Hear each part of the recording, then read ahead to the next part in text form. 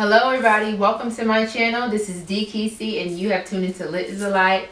Thanks you guys for tuning in and watching. Go ahead, make sure you go ahead, hit the subscribe button right now and the notification bell so that you know when I upload a recent video. And let's get into this video. Story time. Woo. So I just want to share with you guys a story that kind of made me go back to the beginning, to the very beginning, my very encounter with God that pretty much started this whole journey, started everything. And I was reminded about my experience, about my relationship with God, and wanting to know who God is for myself. I was reminded by a coworker of mine at my job, and talking about, you know, forgiveness. And I was sharing my post on Instagram and stuff like that, and he was reading the description and everything. He was just kind of like, you know, wow, that's good. And we start, you know, conversating, talking, and he was just like, you know, I don't believe in God. I don't know. And I said, what do you mean? Why don't you believe? And he was just like, I don't know. I just don't believe in that. I do believe that there's a higher power, but I don't believe in God. And I was just kind of like, okay. And we just kind of started, like, you know, talking. We was talking about, just talking about God. And he was asking me questions. And he was like, well, how do you believe in God? How do you know that God is real? And at that point, challenged me in a good way, because it's like, what am I supposed to say to, you know, a non-believer, somebody that doesn't believe in God, or have a different, you know, belief, or are seeking to know who God is? What am I supposed to say in that moment, at that instant? And it kind of like, I didn't have the words to say, and I didn't know any scriptures off the top of my head. So I'm just kind of like, well, dang, what can I say, do to tell him, to show him that God is real? And so I said, no, God is real because of my encounter with him. And, you know, because of my encounter, it kind of grew my relationship with him, because I used to be that same person. I used to think like you, like, I had people, I had my family, everybody was a Christian, everybody in my life, you know, were Christians and stuff like that. You know, they knew God. And then for me, it was like, yeah, I know of God, but I don't know God. So I was just kind of like thinking, you know, God is blessing them, but what has he done for me? That's how I used to think.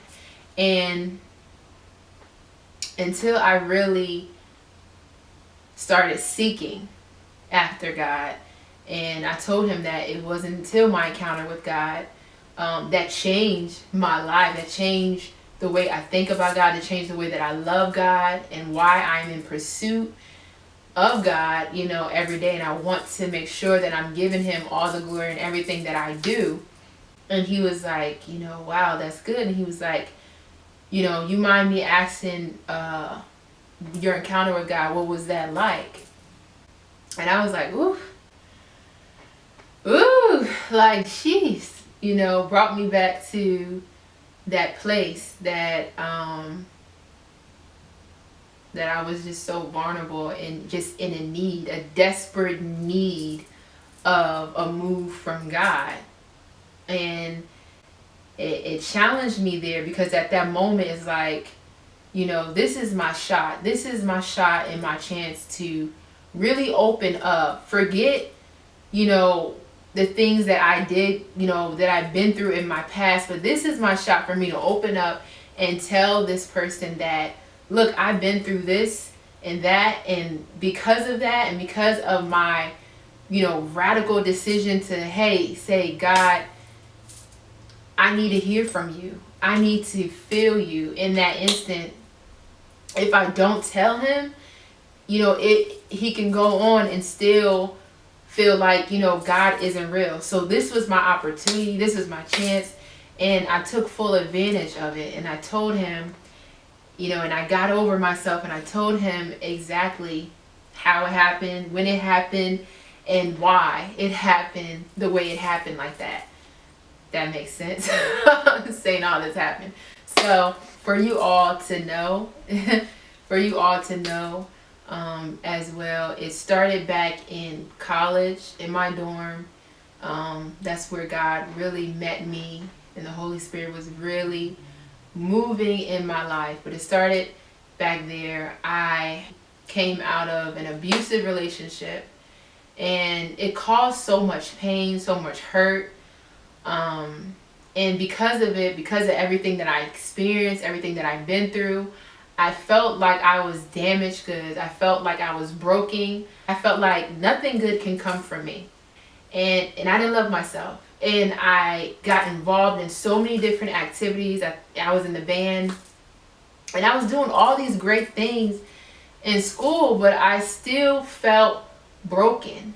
I still felt incomplete, and I couldn't fake it. They say, hey, you gotta fake it till you make it, but the faking it till you make it just wasn't doing it for me.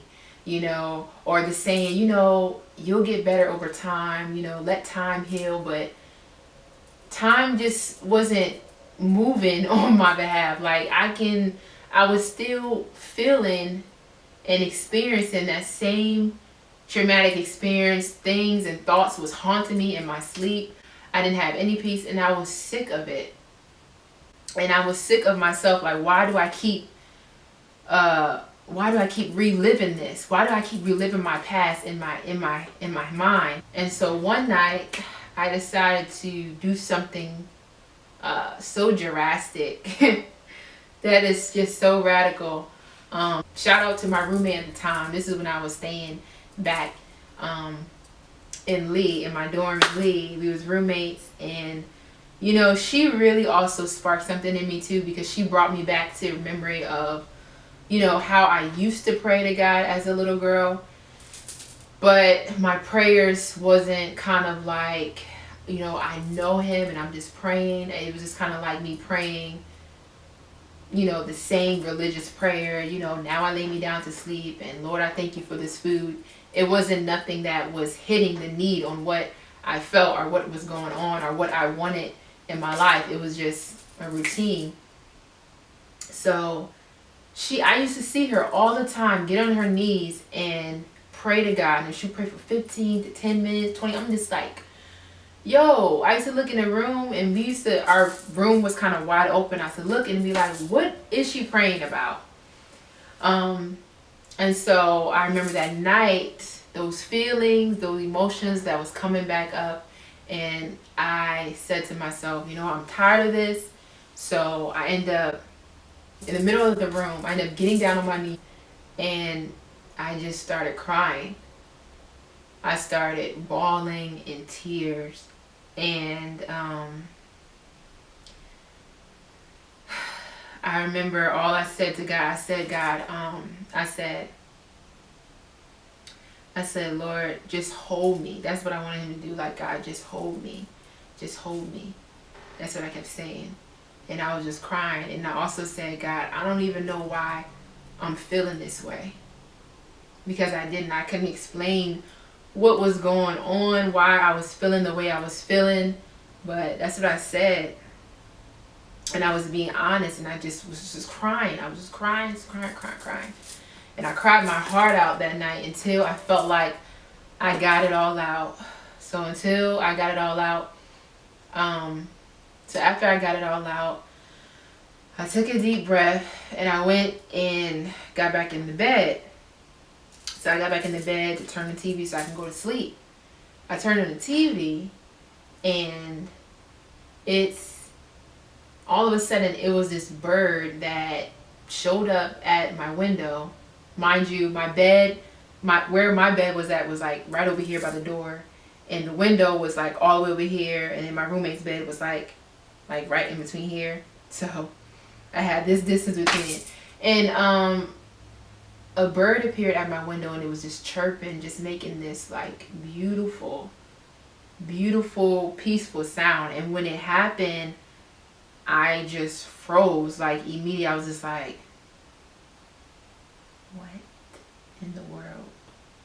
This made me think that, God is real. This is the love that God has for me. God showed up to my dorm, showed up in the middle of the night and comforted me. It was about like 4 o'clock in the morning. And oh my gosh, like I just felt a calmness. I just felt at peace, and I just slept so good after that night. I lied to you not. And ever since then, my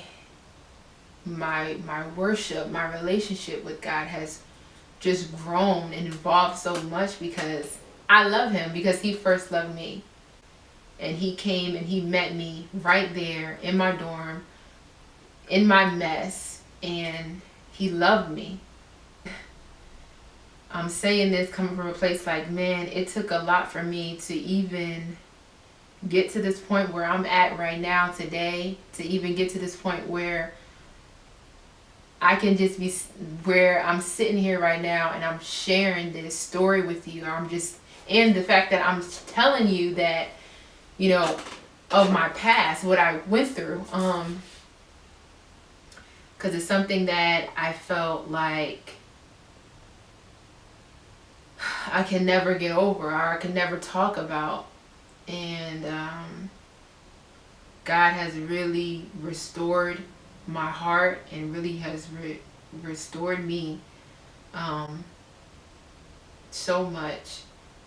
And I'm thankful for his love and his mercy on my life. And so I shared that story with my coworker, and he was like, wow, like he was amazed. He was touched, because of what I shared with him as we was talking. Because I told him, I said, to me, I feel like your issue, and a lot of people issue when it comes to God, is that you don't want to believe in him because you can't see it. You can't see God, so why am I believing in God? Because I can't see him.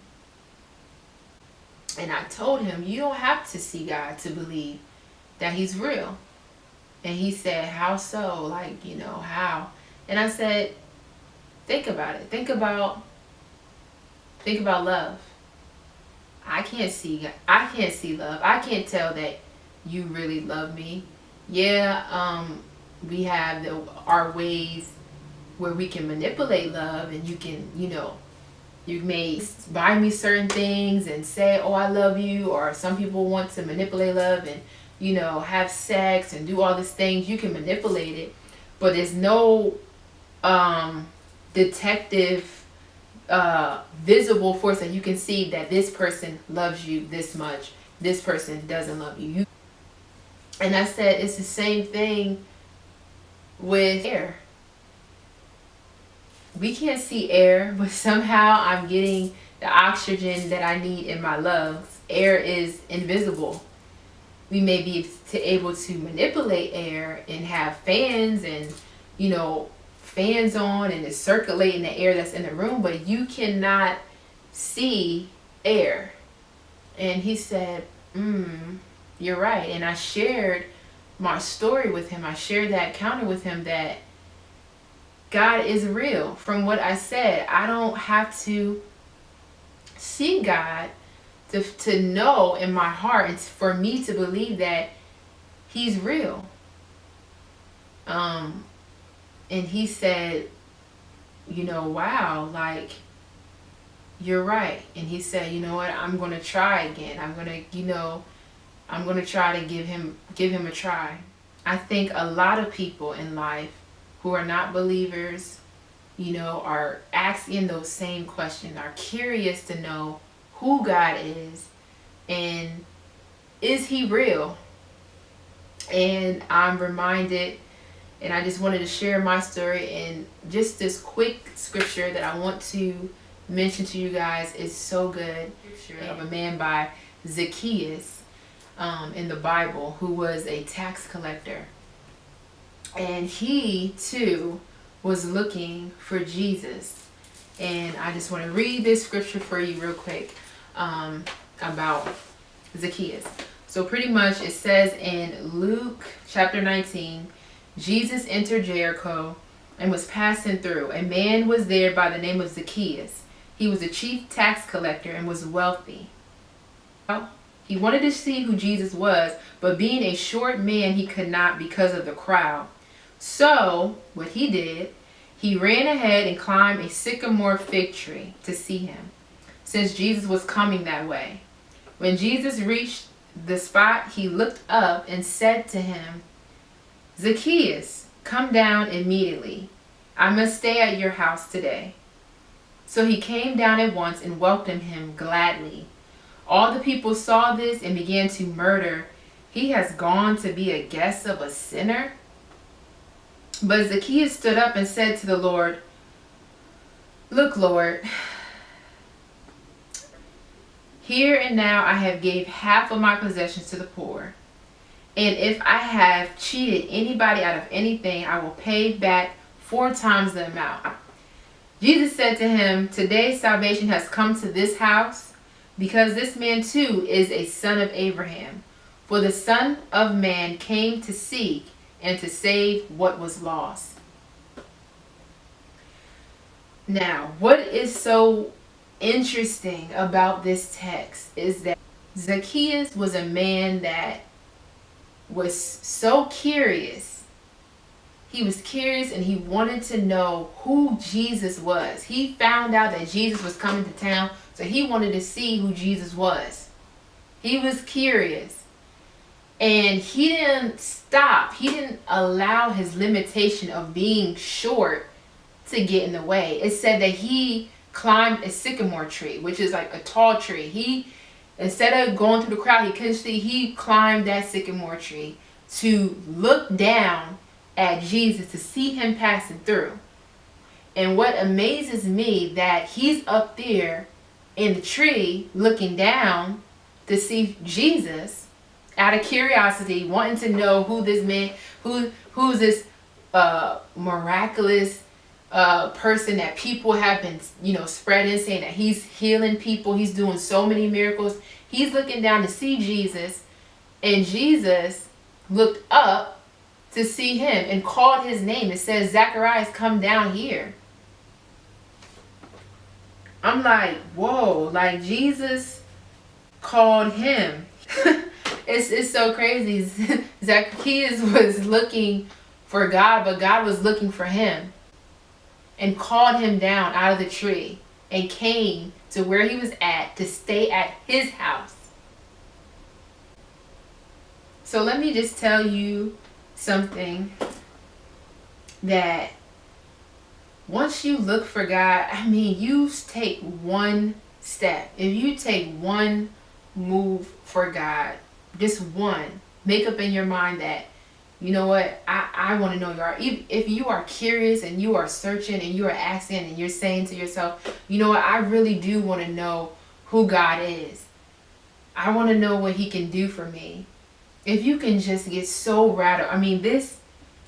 This man was desperate. He climbed, and then he was desperate that he climbed on top of that sycamore tree. If you really want to see something happen in your life, you want something to change, you have to make that decision. You have to make a radical decision like Zacchaeus did.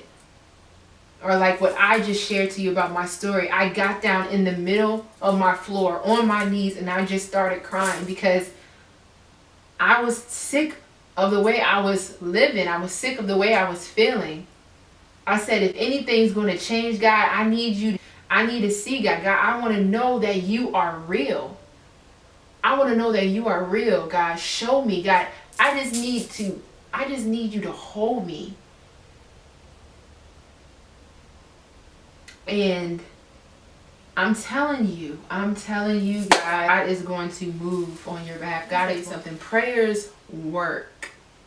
Prayers work. God will answer your prayer. God will answer your prayer. I used to think that God was all the way over there, that I couldn't get to him, that God wouldn't be able to see me. But God is listening. God is listening. And he is close to you. He's everywhere. He's in you. He lives in you. You got to seek. Are you seeking? You want to know? You want to know more? You want to have an encounter with God? Are you seeking? The Bible also says, seek and you shall find. Zacchaeus,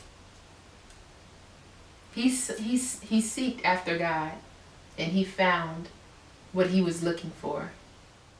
So thank you guys for tuning in and watching this story with me. Thank you guys for allowing me to share my story, and I hope that this touches you, and allow God into your life. Allow God to touch you, and I promise you it's going to be worthwhile finding out. So thank you guys for tuning in and watching this message.